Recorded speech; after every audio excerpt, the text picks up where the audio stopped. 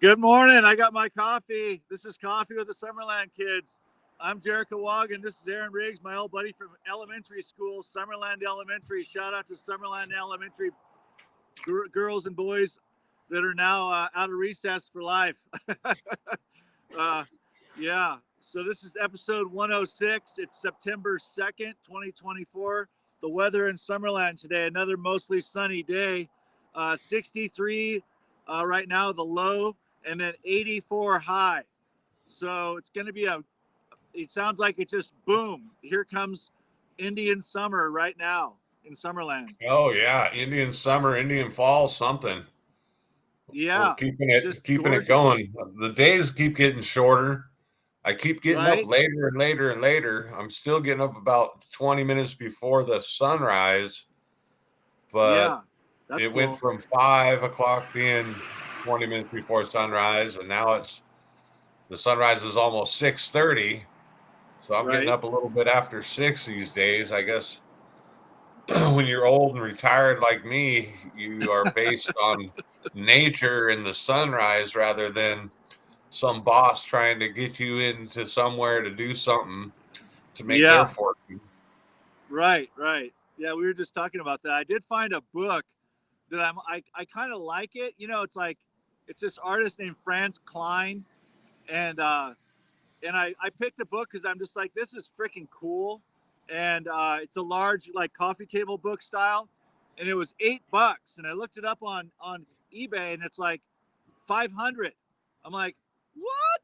You know, I mean, someone's No, probably dude, there's so many things like that, but yeah, you know, yeah, it's a matter of getting all the ducks in a row. I mean, if you yeah. were to take that one piece and say even sell it for 300, I know exactly 300 right? Then you done. got your $8 back.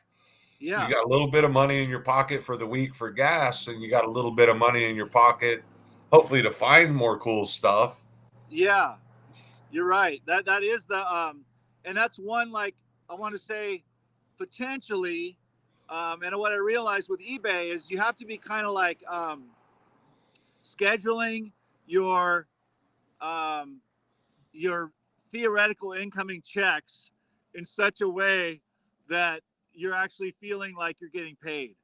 Because I'm in the mode now where I'm almost like I feel like a kid at a lemonade stand in a quiet neighborhood, just trying to go through a couple interactions. And I got, one down, one bid on my current item, but I lowered the price. I'm just doing it to literally have a transaction happen.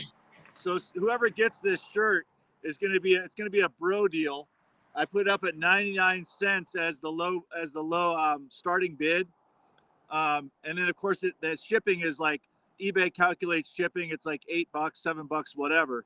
So, and the buyer pays shipping, but I just literally want to see the transactions happen and deal with the transactions because there's a little bit of computer savvy involved, I mean, it's all built in. I want to say eBay builds in their whole back end responses and your items sold. And then last time I was literally like in the parking lot going, okay, it's sold. Now we got to ship it. And then there's a little lag time, not a lot, like a few minutes before the buyer caught on to the sale and like maybe sent the money or something, like paid for it, however that, but still you don't get your money even then. You're still waiting for the item to be shipped, received, and then paid. So it's like a virtual yard sale, but there's a lot of lag time between the times that you're waiting to get paid, essentially.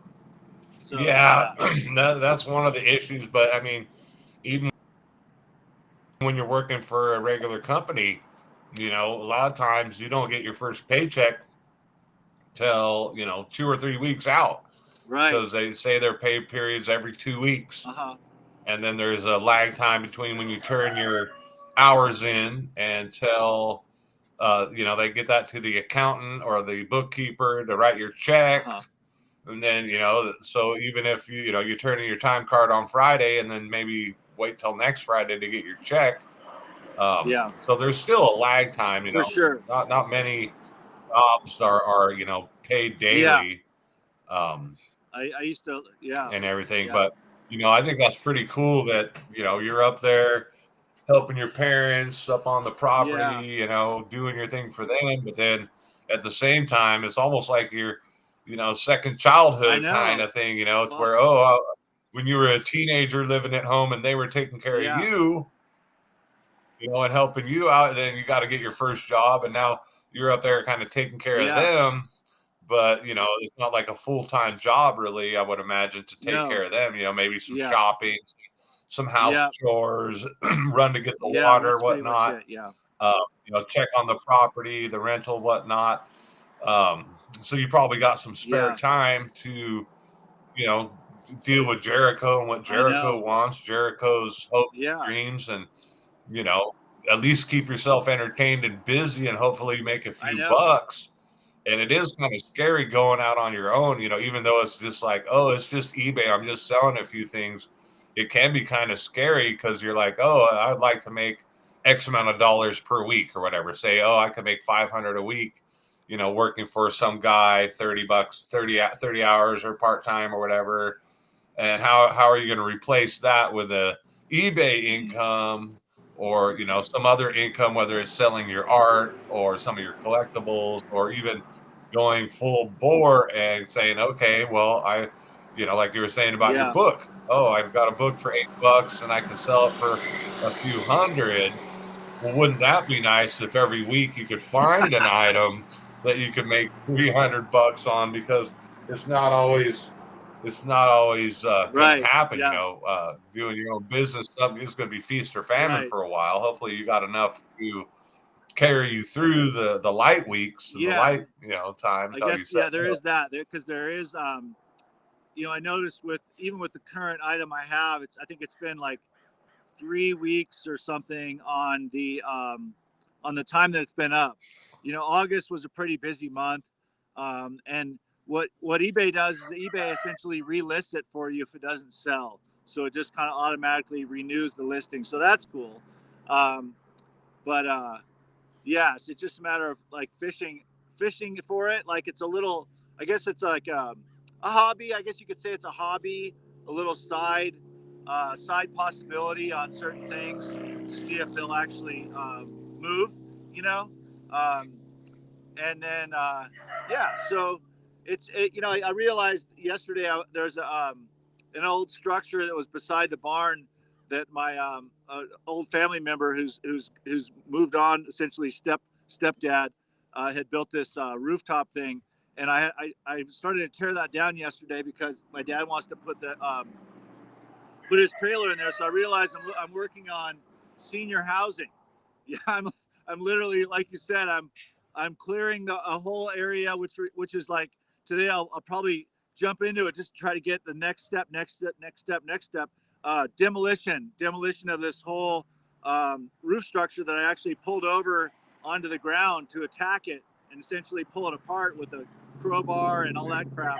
So demolition, preparing the ground, preparing the area for the trailer to come in. So literally, I look like essentially working on um, in the near future. We'll put attach some beams to the barn roof to extend the barn roof out to where he could park his trailer in there and have it be under the cover, essentially a rooftop situation. So because in the wintertime, we'll get sometimes a couple feet of snow. It does happen for sure. This winter may be a good winter. We'll see. Which in that case, you know, you do have to sometimes, and I would often not, rake the roof, which is like you have a special little extension pole and you pull the snow off the roof, just so the roof, if it sticks on the roof too long, it becomes hard and icy and whatever, and then it can do ice dams and this whole thing where if you just spend a little time, because when the snow's fresh, it's like fluffy and light. You can pull it right off. It's super easy. So it's like a morning chore type routine thing, and so there is that. Like you said, the maintaining a ranch. Thankfully, the ranch is it's pushed up against one part of the property, so it's not it's not like you're looking at 10 acres of flat land and you have to keep maintaining that. It's like we're literally on the front half of the property. And I've done, I do the good portion of the mowing in the front, which is not an extreme amount, but it's almost like recreational fun, more or less mowing the lawn, you know. Uh, Little bit of yeah, a little exercise, exercise. Got a lawnmower like from the local repair shop, like a used lawnmower. So that's cool. And then like you said, trucking the water and doing the chores, it's a thing, regardless if you're with the parents or not. I'd be having to do this same stuff more or less to kind of just keep up on stuff. And this season's gardening is because when I went to California, I by the my crops got a little messed up because mom was taking care of them and she didn't really know the parameters of the care, so I have these little miniature plants now. So it's like whatever, another season of Smurf plants for Smurfs, which is cool just to see the cycle, learn the process. I'm not going for broke over here, just kind of like, casual. If I, someday I hope to have a quote unquote the girlfriend situation again, and I have a garden. There's potential there for, we're in the area that's near Santa Fe, New Mexico, so I know this area is big on the peppers. Was it Southwest New Mexico is big on the peppers and tomatoes and all those potentials that you can do, but you definitely have to. One of the guys at the estate sale was saying like, "Damn squirrels keep eating my tomatoes." So, so the squirrel. Definitely a little bit of a Yeah. battle. I know that we didn't get no squirrels Right. this year, but part of our garden, our pumpkin patch, is on the outside of our fence, Okay. right? Okay. So I got a hold of the neighbor guy who owns the property and asked him, what's this and that, and asked him if we could put a garden there. Right. And he said, yeah, sure, you can put a garden there, you can put a fence there. He's like, whatever, make it look nice. Don't trash it up. And so we put the pumpkin patch on the outside of the garden. Well, the neighborhood cats come and dig in it. The neighborhood dogs come and run Oh. around in it. So we put up like a little fence Okay. barrier. And, you got to do what you could do to battle the pests on the Yeah. garden side for For sure. sure. But, I kind of looked at it as, oh, this is just, gives me an excuse to go out in the yard and Yeah. water. It looks pretty growing, growing and growing and growing, but we're getting some stuff. I pulled some acorn Oh, nice. squash, been pulling some crookneck squash. We pulled a couple melons. We pulled a Amazing. zucchini or Wow. two. Um, pulled a few peppers. So we got Habanero, jalapenos. Yeah. Cool. jalapenos and some bell peppers that we Wow. pulled, and we just pulled like an Oh, Anaheim pepper. nice. So it's kind of fun because I'll go out there and water, and I won't be looking. I'll just water. Okay, I'm looking at the dirt, making sure I got the water, making sure I'm not overspraying or Uh-huh. underspraying, and then I'll go out there another time and just kind of looking at the garden and be like, wow, I did not notice how many Oh, squash are cool. coming or how many melons are.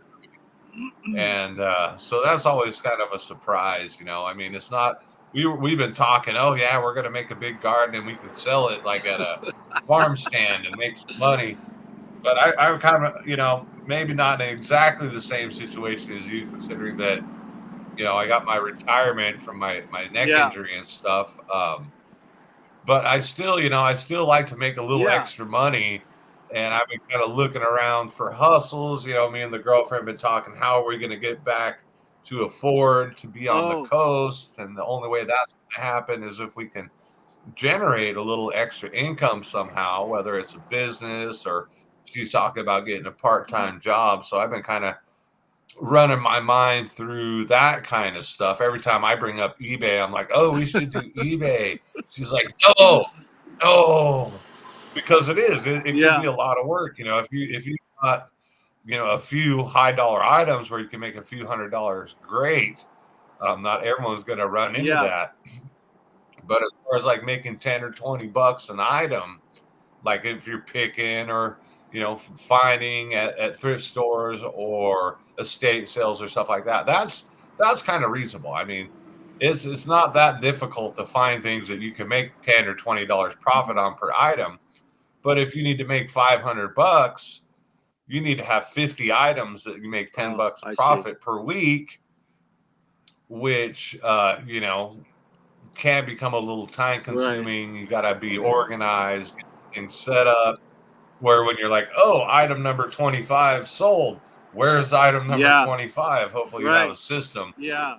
I uh, where you don't have to dig right. through I have that one boxes. T-shirt. Like, you realize when you have cats, the fur. So I have to even though I washed it perfectly in the laundry, you still have to make sure that you defur it. That way, that way when the person opens up their gift, they're not receiving a hairball.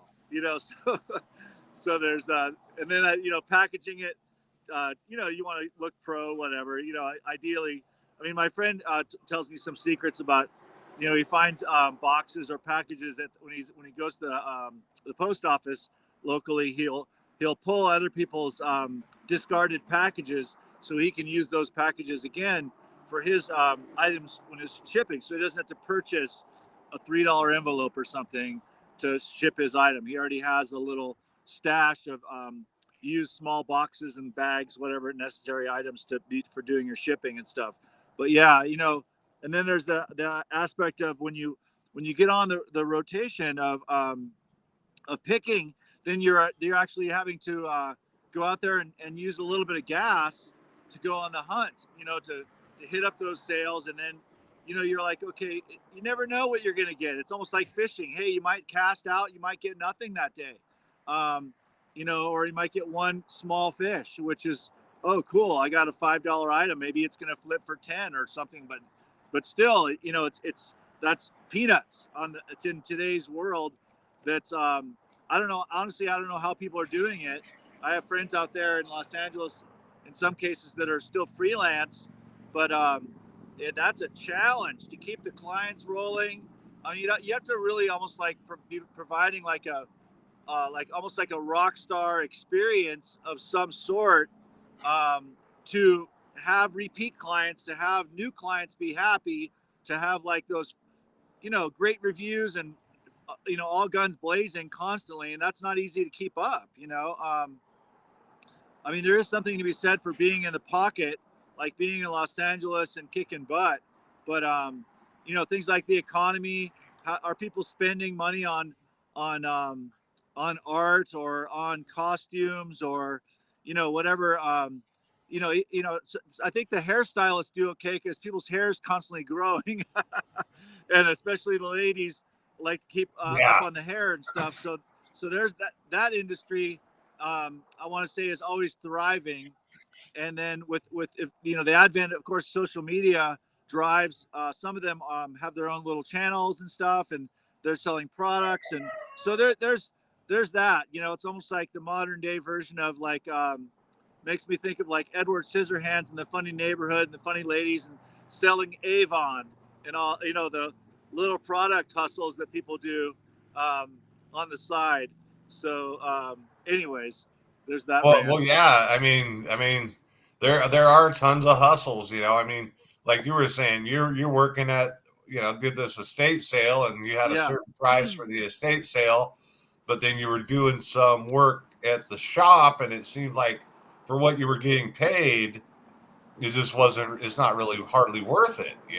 Yeah, it's just when it comes to when you got to have a couple guys around, so to speak, because some of the items can be extremely heavy.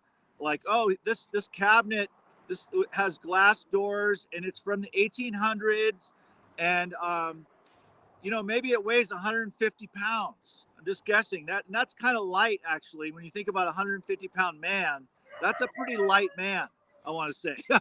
So Yeah. maybe it's more like 175/200. But a 200-pound item, two men, it really takes two men to move that 200-pound item, and you have to have. To me, I'm all about professional style, where you wrap it, with a furniture pads, you cardboard the glass, you do everything you can in order to make it padded and nice, and then you got to move that item onto a truck and then potentially you're going to someone's house with stairs, so you got to be sort of ready, almost in some cases have a third man, or in some cases a fourth man, to really load that armoire up those stairs into that house. Don't scratch the floor, don't touch the walls. That's essentially the ins and outs of moving. And to do that for like because it can go quickly sometimes. I mean, sometimes it might only take like 15 minutes or so to load that item. So your total round trip would be under an hour. So you've then done something for less than $20, let's say, which the client would ideally be billed out like $150 or something. To be real on delivery costs and men, there was a quote that came in to move a piano is $600. And I want to say that's fairly justified. This was an upright piano. Maybe they didn't have the full details on it, but they're not messing around. They're not going to send. It's not, I would say, two men is cutting it short for sure. It's more like four guys. So in order to Yeah. pay four guys, let's say 25, we'll say $30 for the foreman, let's say 25 for the other guys. So that's almost $100 for an hour of time. For the company has to pay out. Now they have to pay workman's comp, gas, fuel charges. What's the other end look like? So you're probably putting in a couple hours worth of time. So that's $200 on the clock that the company is paying out just to make it happen. Now the company's not doing it just to make it happen. The company's doing it to make money. The company has to pay overhead. They might have to pay rent on their building. Who knows? But it's like stuff is not cheap as it used to be. Like when our fathers and mothers were in the labor, doing their work back in the day. I mean, my dad, I think, topped out at $25 an hour in the late 80s or something. So it's like as a skilled carpenter craftsman, $25 an hour. So that was the old days. Now we're in the new realm of the new economy and what it costs to survive. I mean, you can't go to it's like we talked about, the cost of breakfast is like, if you go, we went to a diner and it was $30 for the two of us, and I want to say that was very fair. you Yeah, know, that seems kind of cheap, at a sit yeah, down diner where that sit down you got to diner, have a waitress and a cook and a manager yeah, and a dishwasher and a bus person and bring your yeah. meal and the cost of food and the cost of rent and the cost of insurance. Oh my gosh, for I you to know, get a right? meal for $15 a head, that's pretty reasonable, for going Yeah, out to eat. It's yeah, hard to find even a fast food place where you can get the value meal for less than $15 anyway, which yeah. is crazy. I know. And I guess like what you're saying, doing all this heavy lifting for whatever $18 an hour, whatever you're getting paid for the antique store lady. You might as well be at Starbucks, just hanging out, making some coffees, or even at McDonald's, just hanging out, flipping burgers Yeah, for that amount. I know. That was my exact thoughts, and the response was, "That's not a good comparison." But I mean, everyone has their different what things to compare things to, and it's really challenging to negotiate with someone who is a business owner and they have costs that they're dealing with and all that kind of stuff. And sure, if I mentioned, if I was 18 years old slash 20 years old, maybe I could entertain that, for a time. But I would not be coming with the experience that I have, and the time that I put in the awareness. And a lot of times employees will just take direction from bosses, of course. But the bosses, in some cases, don't necessarily have all the knowledge that is truly necessary to do something correctly. And then the downfall of that is breaking something that's an antique, and then now what? You know, you're in a bind with the owner. You're in a bind with the buyer. Of the item that already paid for it. Now it's broken, and so it's not easy, for sure, in that regard. the trades are definitely paying out these days higher than they ever have, but they're billing out higher than they ever have, at the Oh same yeah. time. So the bosses are not fooling around when they know that when they're calling out their numbers of their hourly rates for their men. Um, they're paying their men to show up, do the jobs, finish the jobs. You know, a supervisor will roll through, make sure everything's tight, perfect the way it should be, et cetera, et cetera. All that is, construction costs have gone up, of course, and that's serious stuff. I mean, building a house is not, um, like in the old days, $100,000 when we were kids was a lot, whereas Oh now yeah. that's 100 grand is like 100 grand's nothing these barely going to days. get you your permits. You know? Exactly. Yeah. No, for sure. It's wild. I think a neighbor put in an electrical box just to get pull power to their property. It was like 30 grand. Oh Just to yeah. get a little just to get a power box on your land. And the power was already essentially on the street right below their property, I believe. Or just 100 yards, maybe not 100 yards, maybe 50, Pardon me a whatever. second. I got a cat Yeah, trying to yeah. come in the house. And Sounds won't, good. she won't leave me alone until I bring her in. Oh, but she gets to go on the show. She gets to go Yeah, come on the on in, show kitty. now, though. Here, kitty, kitty. Oh, she's so cute. She says hi. She says, Almost "Get like, me out of here. Let me yeah, in." it's almost like a tuxedo cat. I think they call them tuxedo cats. Yeah, She's that's what she is. She's a tuxedo. She's got her little socks and her little. Yeah, that's rad. Hell yeah. She's so So cute. yeah, Come here and say hi, cutie. Come and say hi. you know, You bless can the see her bless here. the nonprofits in the nonprofit world. They're the ones that are taking care of the animals, and thankfully people are generous with their donations, like at the thrift stores or however nonprofits make their make their payroll. Usually it's by donors, I believe. So Oh yeah, cheers to the donors there's of the definitely some money nonprofits. out Yeah, there for the nonprofits. I mean, depending on what exactly it is, there's even government grants that you yeah, can get started. for Even not sure. only a nonprofit, but there's government grants or even company grants to help you start a business, right? Right? Yeah. So there's And I definitely did hear, things yeah, out there. no, for sure. And one of my friends is looking into the government programs for him because he's now a senior, so he's over 65 years old, and he's just checking out what's offered for senior assistance, so to speak. Now he's paying a mortgage again because he got a divorce, et cetera, et cetera. So it's challenging for folks, and you know, if you didn't really pull heavy wages in your time as a working class person, um, then your Social Security monthly is pretty darn low.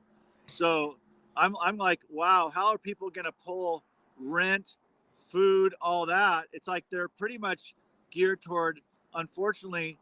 I mean, fortunately and unfortunately, it's like government assistance, whether it's like a food card, EBT.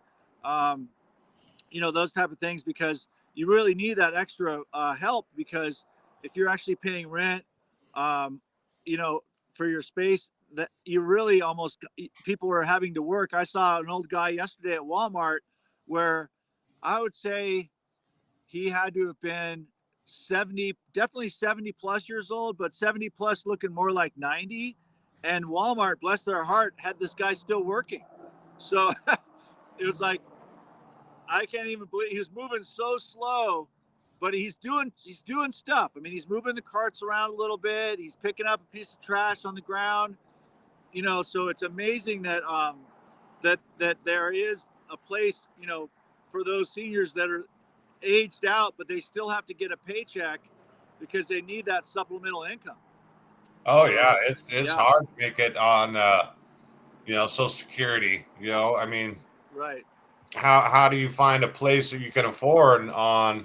That was the problem I was running into on the coast. It's like, okay, I got my retirement and my girlfriend gets her retirement, but we don't make enough between us to qualify for even rent because they require, three times the income. And it's Mm-hmm. interesting because even though Social Security and retirement isn't taxed, so you don't have to pay that, and you don't have to necessarily pay a lot of gas and fuel to get to work and back.